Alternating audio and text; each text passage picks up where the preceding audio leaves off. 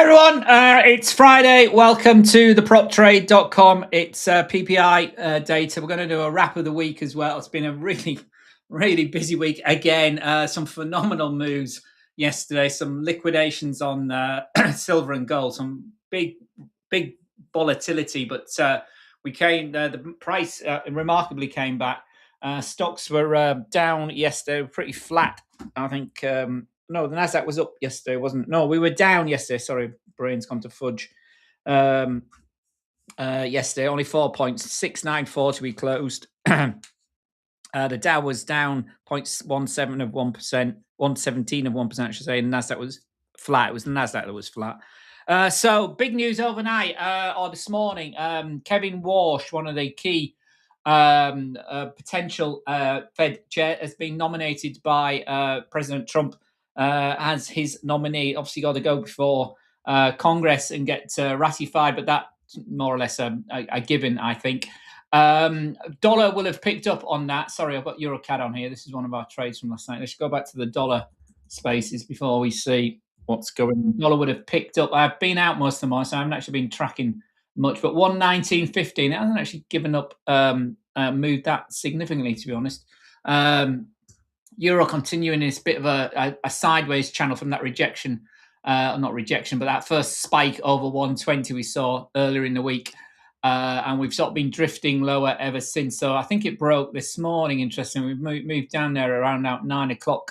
It might have been early, I think. But anyway, Euro's come back. So we are at 119.15. So the dollar here against the stronger euros hardly moved at all. Yen 145. Remember, next Sunday, not this Sunday, but next Sunday, the 8th, we got the election in for the lower house in Japan. So again, this morning, was that this morning? That was last night, though, wasn't it? In fact, it was earlier in the week, low there, 52.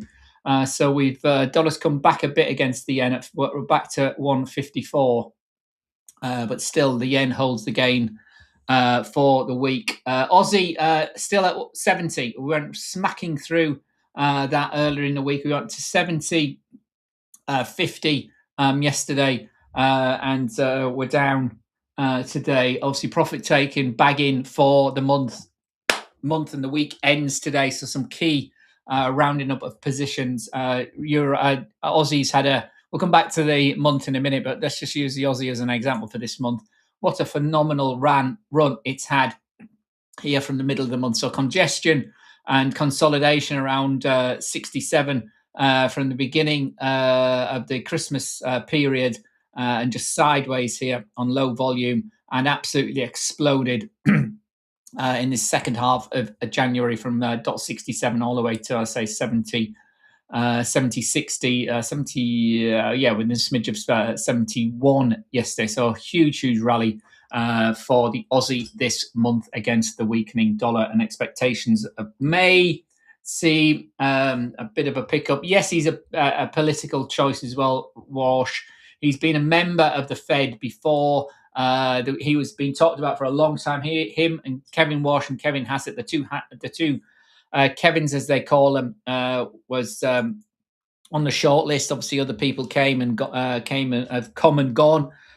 Rick Ryder yesterday, the head of bonds at BlackRock, was many people's tip on Polymarket. He was it's only a 37% chance, but he was leading the betting even up to yesterday. So interesting that Walsh has got the bid, met with Trump, and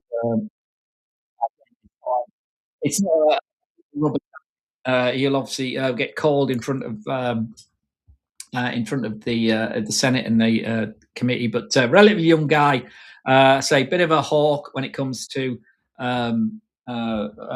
policy. So whether we'll move as much as many are expecting, we'll see. As I say, the dollar, use today's example, the dollar's back here against the rampant Aussie profit getting taken off the table, but we still hold this hugely psychological .70. Let me just put that in on this chart whilst we're here, because it's a key level line at .70. We'll fix it at .70. So 0.70. We'll come to the data in a minute. It's PPI. Remember, PPI is important. It feeds into CPI. It's producer price indexes. producer price inflation that feeds into consumer price inflation because stuff's got to get produced. Um, and I make that a solid line. Two because it's 70, isn't it? Okay. Let me get solid line. There we go. Okay, and I'll just lock it at that level 70. So there we are. We're still holding that key 70 level. We've been over that for 4 days now. So Aussie still very bid. 20-day moving average all the way down there, 200 pips away at dot 68. So a massive move to the upside as Wash gets the nod and markets digesting it. So sterling 137.50 again down on the day. Even Swissy down on the day. So we're up, went all the way into 76 this week. And we're at 76.85 today. Down day yesterday, up day today. See how it goes. This strategy is looking for a turn. So maybe some movement for the dollar. Kiwi still strong, unbroken run here for 13, 14 days. Again, from the middle of, in fact, we started earlier, the 14th of January here for the Kiwi. So Kiwi's one of the best performers this month against the dollar, and a down day today, but 60. 60 is where we stage now, and where we got within a smidge again of dot 61 on the Kiwi. Let me just put in 60 on here and 61 whilst I'm here, because this is the charts we use, so I don't mind. Any other questions, guys? Obviously, anything you particularly interested in, a particular asset that you're trading, let me know the time frame. If you want some thoughts from me on it, let me know. That's all it is, just thoughts, opinions. They don't move markets. It's price action that moves markets, my friends. I'm sure you all know that. So always stay vigilant. Oops, my head's still too big. Let's bring you down. Always stay vigilant. Always watch your risk management, and we'll see how we go. Mobit, hi, my friend. How are you doing? Hope your Thursday and seems to be left, and your Friday trading is going well for you. So dollar up today on really the news that Kevin Walsh is Trump's nominee. Let's have a look at everywhere else before we get going. 5,000 gold is back to, so big volatile session yesterday and a big down day today, following through yesterday's. I mean, a lot of this will be profit taken, but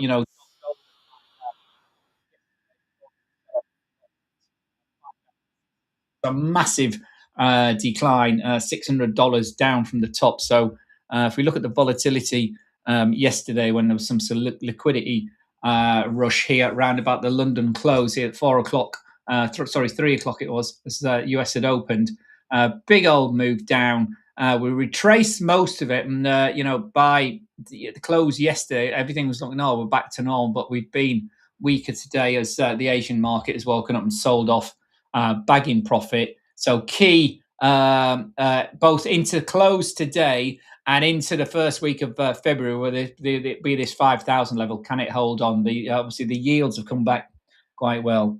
Moet, thank you for asking. How are you doing, by the way? How was your trading day? Yesterday was okay. I've had 2 winners out of 3 overnight, I think.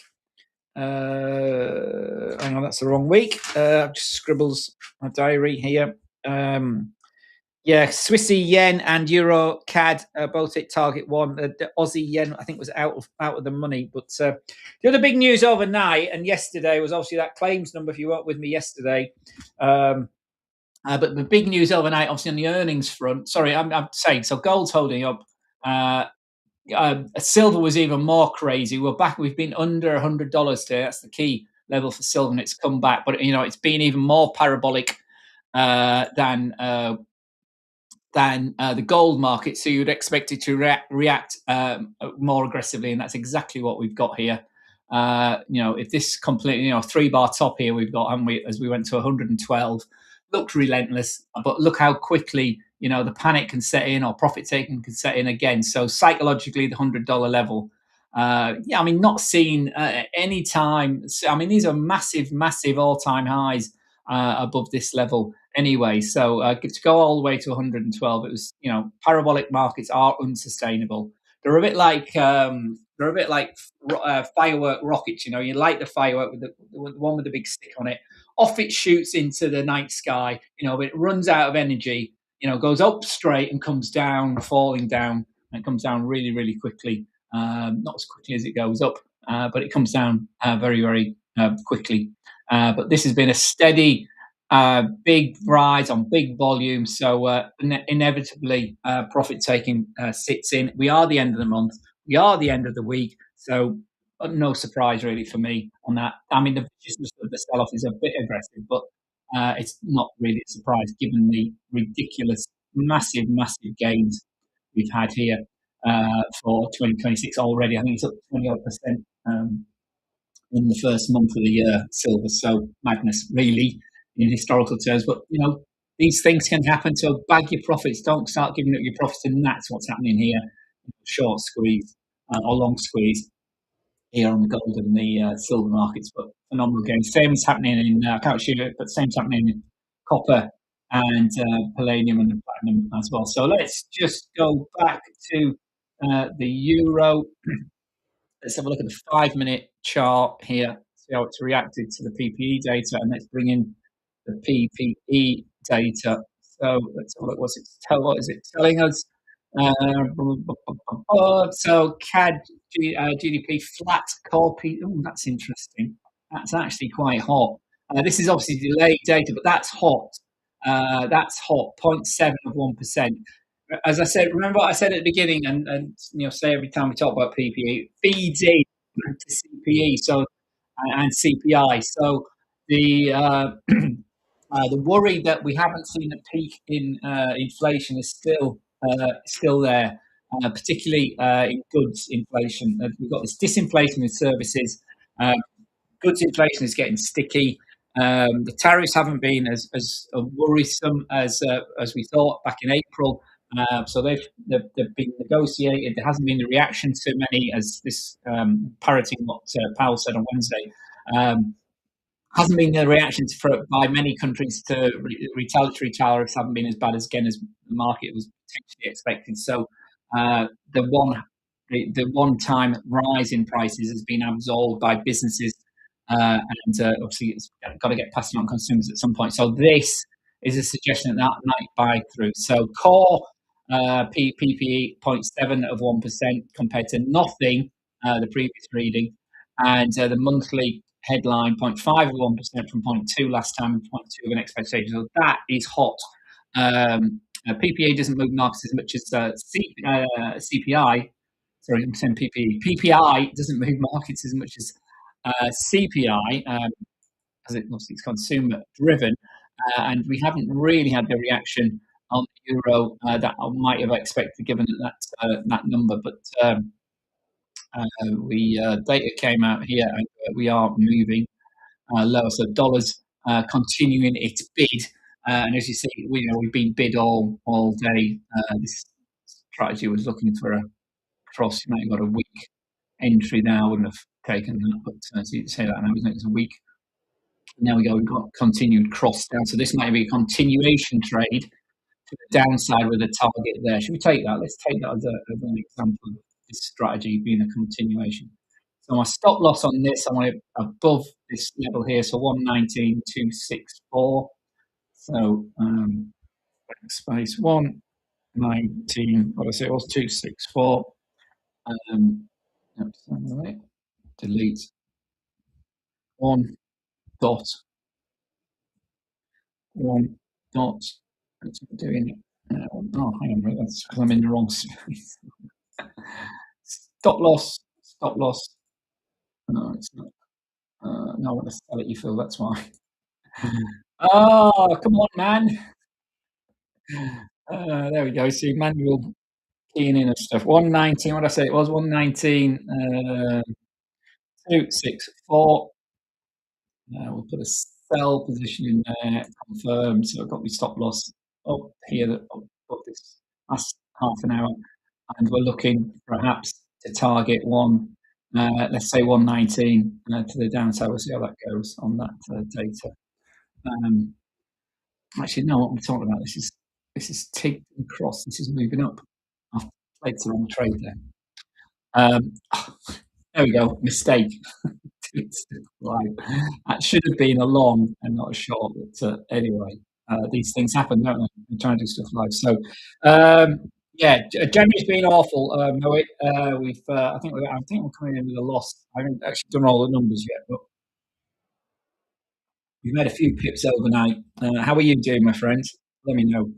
Um, so, um, yeah, the euro was crossing on that. It's actually a long. It should have been a long, but anyway, let's close that because that's the wrong position. Confirm. Um, so yeah, you see the cross. It's a weak move, but that really should have been a buy rather than a. Actually, I can't cancel that. I want to. Um, should be a. It should be, oh, we were looking for a test that low. Let's just see if this. We are moving up. So let's do it. Take a buy. Let's put. I want to take profit on a buy on a stop loss. So the stop loss down against. We've been down there. I'm going to put it where we thought the target was through there. So 119.11. So 119. Oh, something like that. 119. Oh, I'm going to buy it. Okay, so we'll buy it.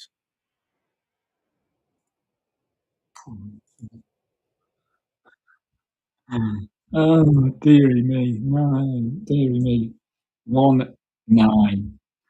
See what happens when you got to do stuff the long way around. So let's buy at 116. Got a stop loss below at the low of the day at the moment. Hefty stop loss here on this, and see if we get back to target one would be around about there, 119.28. Now, let's just put that in as well. So this is again. So we're going to amend our order, edit position. So I'm going to put a target, first target on 119.28, 119.28, 28. There we are. I'll confirm that. And there we are. So we've got a target just up here, just at the Bollinger Band. We've got a stop loss down there. So it's stop loss is bigger than the target, so it's less than one. But this is a mean reverting strategy and see if we continue to break back up. Obviously, the big resistance we want today is 119.20 and then 119.25 before we get to our target 120. But anyway, so dollar initially moved down, up for the dollar. So the euro moved down to 119.08. Didn't get to the low of the day. That's where our stop loss is, 119 itself. And see if we can get back up. But the trend, this is very much against the trend of the day, but it's only the 5 minute time frame. So if we look at the 15-minute time frame, very strongly down, probably push perhaps to our stop loss there. You can see on the 15-minute. The hourly time frame, also more sideways action, isn't there? So we've had that sort of tweezer top and then short, so we could perhaps again move down. That's looking like more negative than positive because we're in the under half of the Bollinger Band on the hourly time frame. So let's see if we get a bit of a bounce on the 5 minute. But there we go. 0.1 of a lot, 0.1. So very, very small risk. And again, I did that by the price rather than. Remember, with trade locker, you can do it by the risk you want to really use as well. And that's one of the big. I think it's the biggest advantage that trade locker has over other platforms. But I know, intuitively, you can only use one chart at a time, and like. MT4, MT5. Very excited about MT5. We've got that coming soon, February launch for that for us. So we're very excited about that. We'll have multiple charts all at once. We'll be able to talk to you through my favourite MT5 setup. So that's all to come. So PPE hotter than expected. See what CPI. Obviously, it's delayed data, but see what um, that looks like feeding into CPI later. So let's look at the indices. The say last night we were up a tad. Nasdaq. Interesting. Oh, it's 5 minutes. That's why we gapped down on that data. But so big move down yesterday as the dollar got bid in the fun and games of the that gold sell off, but we remain here in the hourly charts from yesterday afternoon, really under the 20 hour. Looks like we might be finding a new bit of a balance area here at 25,700 at the moment. See that where we are now. That must be an entry I'm taking over in the week. But a bit of a resistance area here, support area here. So 25,700. So we're oscillating around. We're still an hour away from the cash start, and we've had a good week, or a mixed week, I should say. So we had a good start to the week, and we were down yesterday and down again today at the moment. So topping out at new all-time highs above 26,100 here for the Nasdaq. So see how that finishes the week. Again, it's been a relatively compressed January. January starts here out here. We've been in a bit of a rain pattern, but we are compressing or consolidating at all-time highs, and then we pushed to a new all-time high here in the middle of the month. Remember this? We did, no, we didn't. We the 2 month highs. We took out December's highs. The high we got to at the end of October took to a couple of days ago this week, so it was literally on Wednesday when we took that out. So it's still positive. You can see the lows are getting higher here. The highs are sort of drifting higher. So are we going to break out of this wedge shape to the upside? And we got some targets to the upside in these down legs. Remember we talked about this earlier in the week, didn't we? This longer leg, shorter leg, and then even shorter leg, and then we've got another leg there, haven't we? So it's compressing. We can put another little fib level on there, and you can see the immediate target didn't quite get to it. The current tick level, we stalled at the 1.68 from the last leg down. So that's that last leg down there from the 26th to the 7th of January. And we got to that fib extension level and then retraced. So we then had another leg lower, and the low was higher than the previous low. See what we're going on here, wasn't close. So that one's the other one out. But the lows are higher. And then we put the all-time high in this week. And then we've now got a new fib extension level, which takes us to 26,400 on the last fib level down. Okay. Again, if you're looking to go the other way around, we've had this last leg up, so we've got a similar up. So we've got an up here, and up here, and up here. So bears will be doing it the other way around. So is that the all-time high for the year? Well, it is already, but is it? Let's see what happens. We've got obviously the big tech earnings out of the way now. I mentioned, let me come to the S&P. Apple yesterday, big surprise, well, not big surprise, but big beat on earnings, particularly from the iPhone sector. This iPhone, what was the quote? He said, "Staggering demand." That's quite a really pucker phrase. Staggering demand for iPhone. Revenues are very high, beat expectations, and did much better in China, which has been a bit of a dog for Apple. Remember, they haven't gone into AI. Well, the typical Apple approach to stuff is never to be the first, never to be the break in, but do it best. But they've found, problems with their AI model. Sort of got to they're still using a big deal announcement with Google, so they're not doing it organically. But iPhone 17s have beat our expectations quite significantly. So we were a beat yesterday. Let me just see what they're trading at pre market for you, and how they finished yesterday. I think they were up a little bit yesterday. I'm not sure. Okay. PL Apple.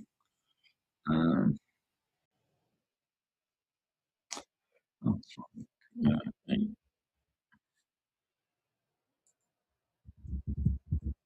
so we were up 2.72% yesterday, and pre-market they're actually down. We're down 0.25 or 1%, but the whole market's down today. I think we were up after immediate closing yesterday.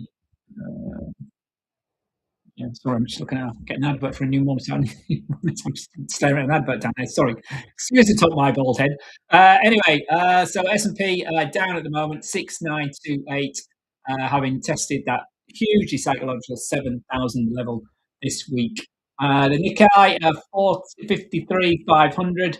I can't remember if was a real trade. I've got it marked here, so it's either stopped out.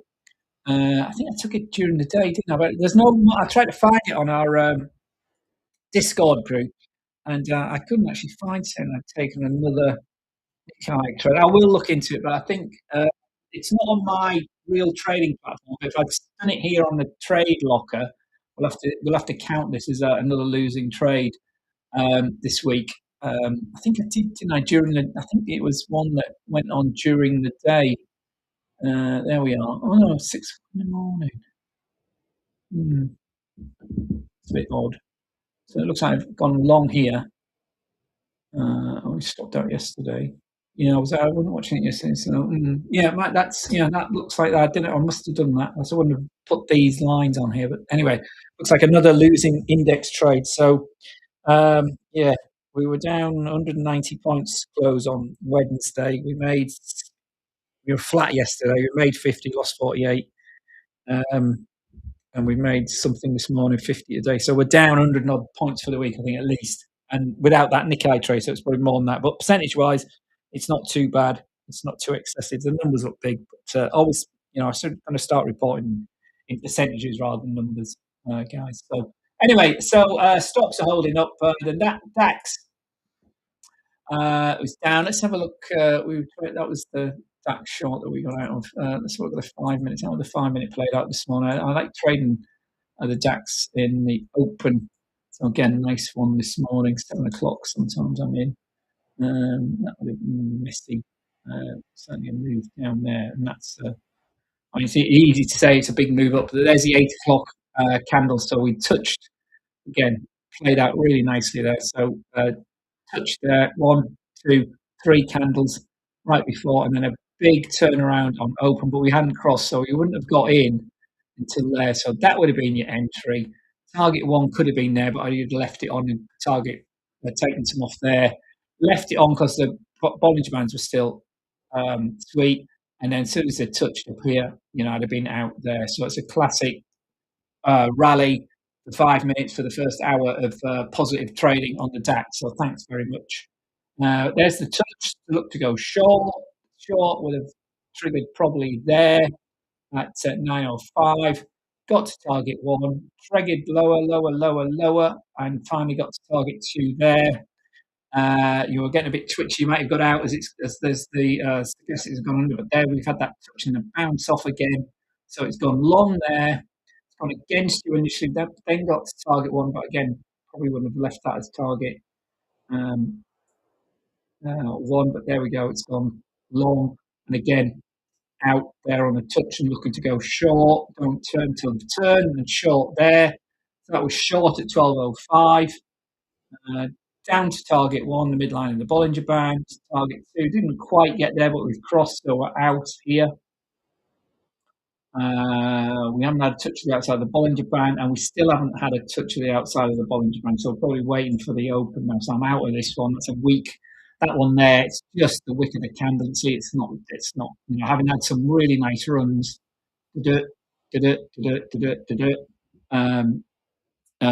On the 5 minutes. I really like this little simple setup, mean reverting during the day, 5 minutes. See where we go on that one. Let's see how that looks at the open. In 40 minutes, I'll be trading the Dow and the Nasdaq potentially. There we go. There's another one. Nice. It's easy afterwards, isn't it? But that would have, that's a massive run. But again, you see, let's be realistic. We wouldn't have got in there. We'd have got in at that point there when the stochastics have crossed nicer. It could have been a bit more conservative, wait till it's come out of the overbought area.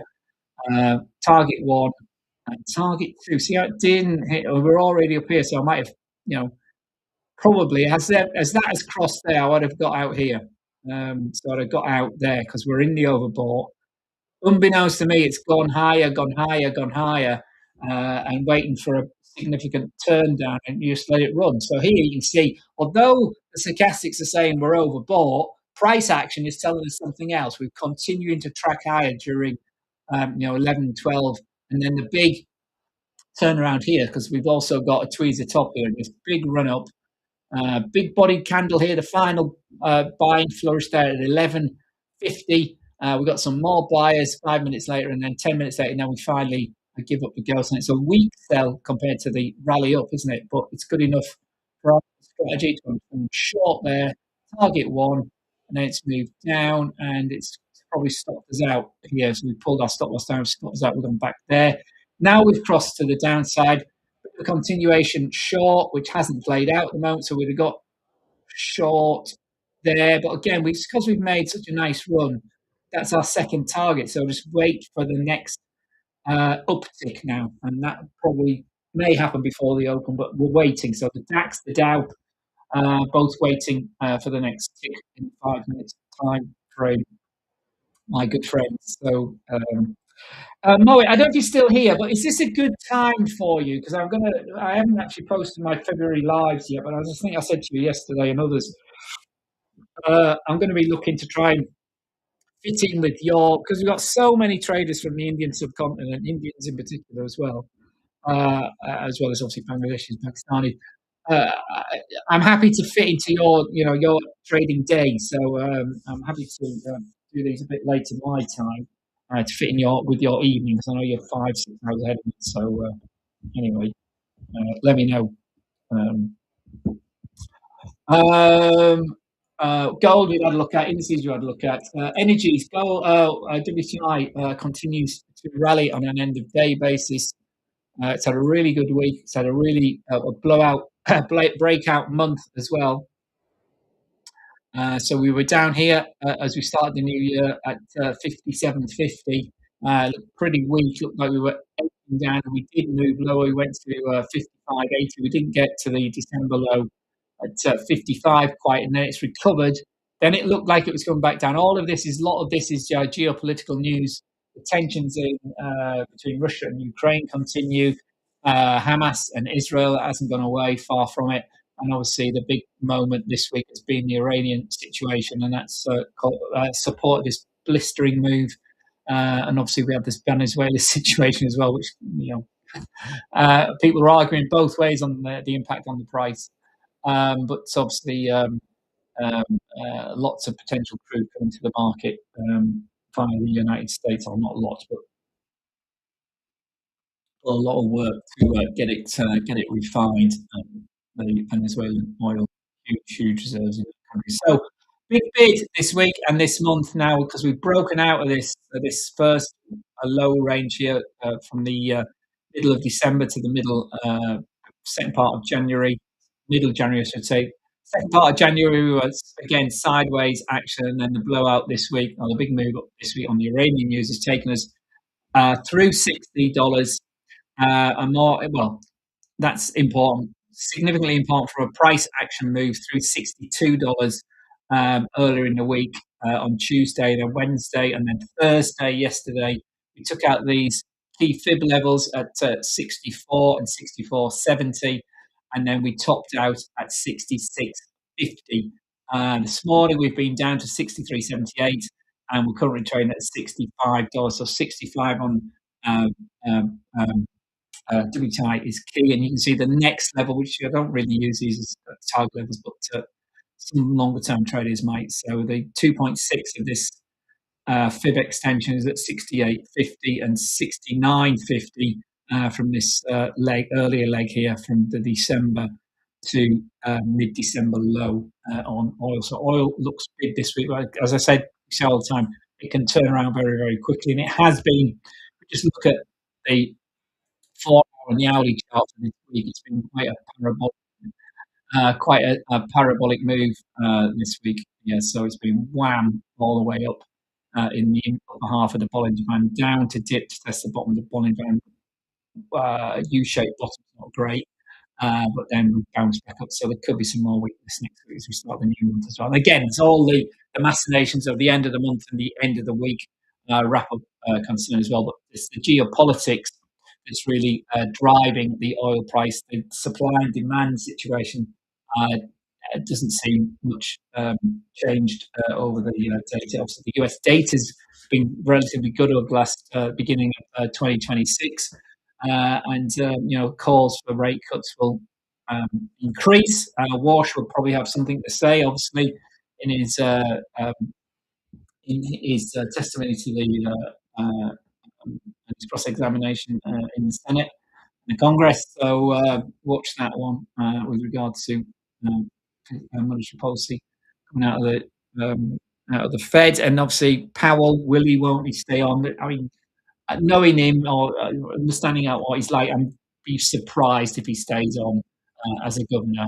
No governor no chair, previous chair has actually done that.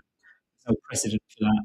But obviously, there's all sorts of other things flying around as the indictment around about the building costs and the Supreme Court ruling on these. Both of those seem to be going in the Fed's way rather against Trump at the moment. Is the noises.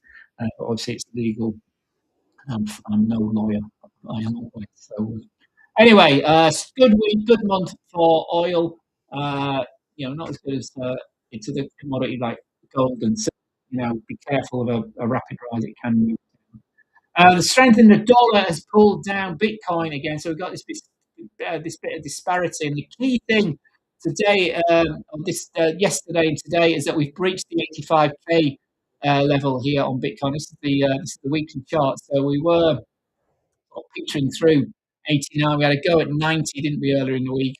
But we're down yesterday on there's that 2 and 3 o'clock candles yesterday, and down we went again. Down we went again this morning, and we've been within spitting distance of that 80,500. Remember that level we spotted from? Sorry if I got to the daily from the middle of intraday low, wasn't it? From there we are on the daily chart. Right? That was 21st of November. We said we were looking for that, but if we go to our just reset that. There we are. Our channel, we talked about this 92 and 85. Oh, sorry, 92 and 93. We need to break it to the upside, and 85 in our first level support.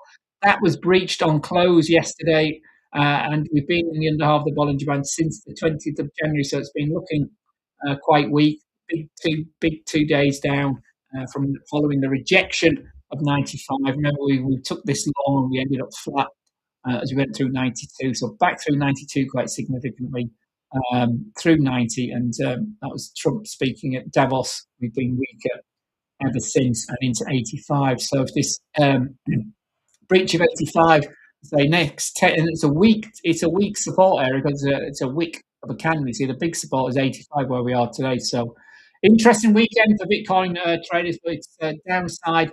Next big support. We look left here on our daily time for MENC.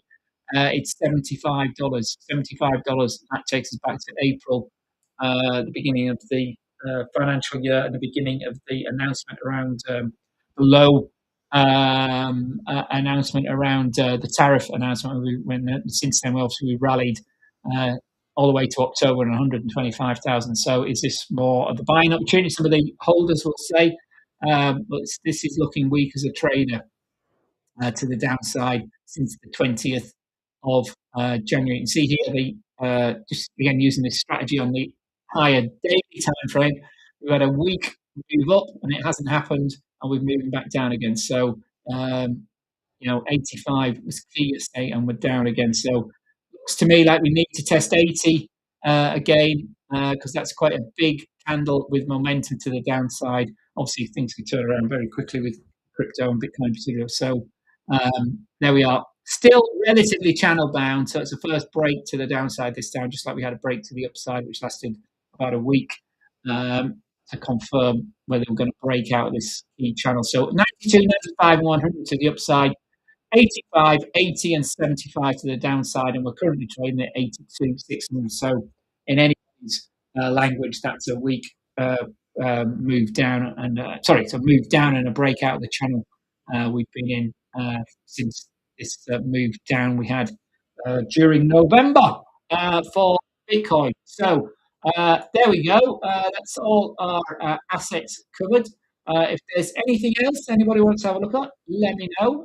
I'm off. I went to some trading around the open. Let's go just go back to our euros out of the money, isn't it? Let's have a look at our euro chart on our 5 minute. 5 minute. We took this, wasn't it? We're out of the money at the moment. We haven't been in the money since we took it, did we? Let's just automate that. So we initially wanted to go short, and our target would have been down here. So that would have interestingly, that would have played out. But this is still long. Look at we've been overbought. They've crossed, and it's a weak move up. But I'm happy to leave that. We either get stopped out it's at 119.04, or we take profit at 119.28 to leave that. So costing very much of it, negligible rates. It's just demonstrating the platform. Obviously, if we get a bit of messy here, like it's crossed down, we could easily get stopped out. And at the moment, we're close to our entry, either our stop loss or our target, certainly. But anyway, we'll see how we get on with that. So yes, last night we were long Aussie yen, which it was closed out. Long Swiss yen and short Euro CAD. I think Aussie were the only three we took last night, and I can't remember what else was open. No, I need to get up to sorted out whether we had that Nikkei or not. But, so look at these yen crosses start off with. I think these are not. I think hmm, I'm not sure if. Let me just check if they're the. Um,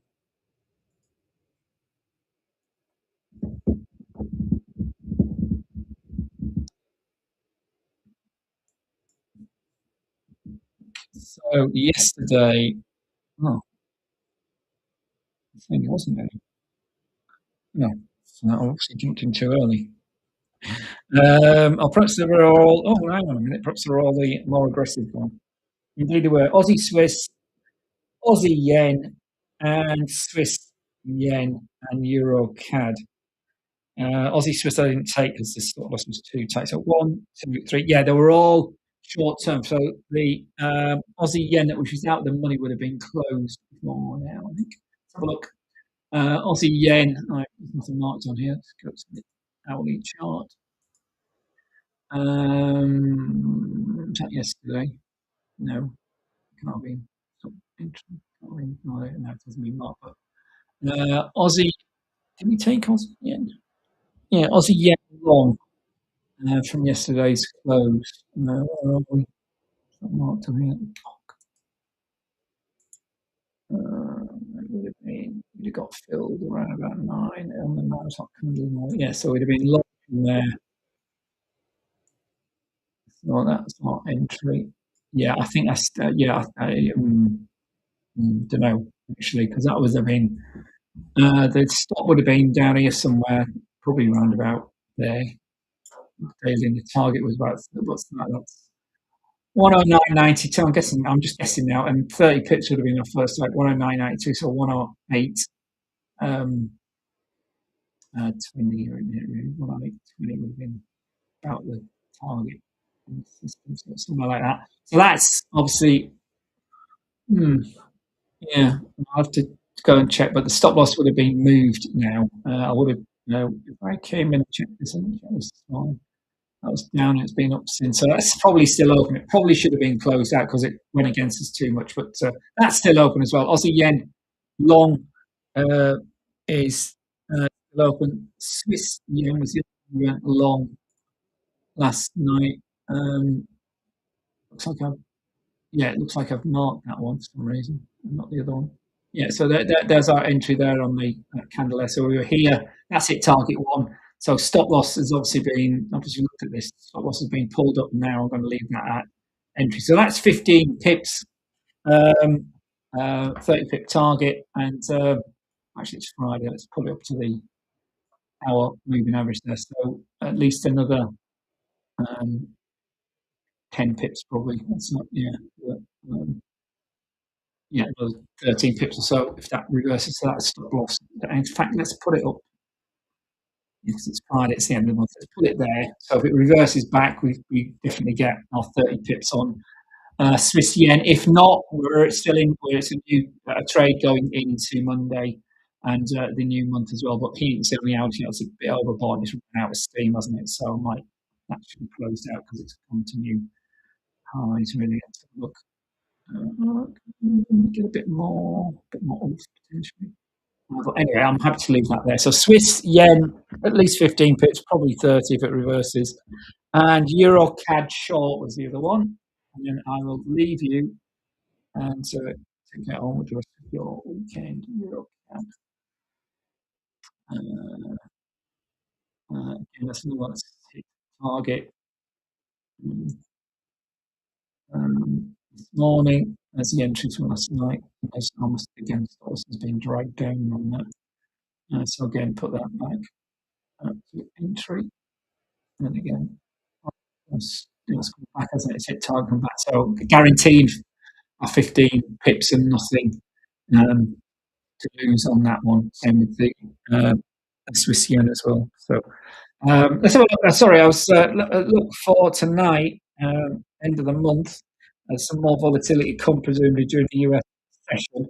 For the moment, the only one on the fast system is Aussie Kiwi again.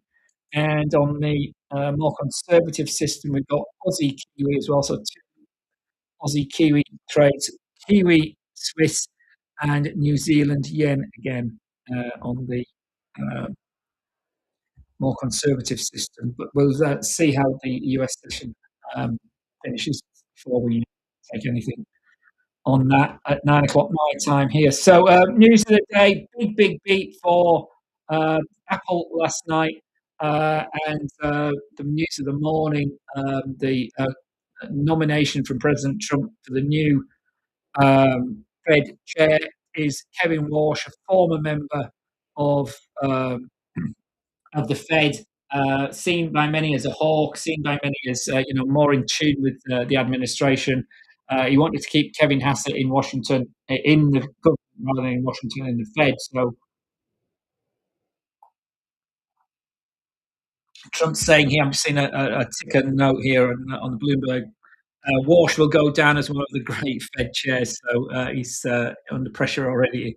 Cut rates, and then cut rates again, because according to the president, there's no inflation. But as we saw and we heard from the data, core PCE, which is what all the members of the Fed look at, is still running at 2.8%. The headlines at 3%. So it's still ticky. And interestingly, I'm just seeing the 10-year yield here. It's back to 4.25. It had come down to 4.22 yesterday, so yields have gone back up. And remember, yields are inverse to the Treasury price, Treasury note price. And Scott Bessent, the Treasury Secretary, wanted the 10-year yield. It was one of the big mantras this time last year as he joined the Fed. As he joined the administration, he wanted the 10-year yield under 4%. So interesting, we're back to 4.25, 26 from 4.21 earlier in the week. And obviously that big hoo-ha with the Japanese JGBs as well was an interesting note earlier in the week.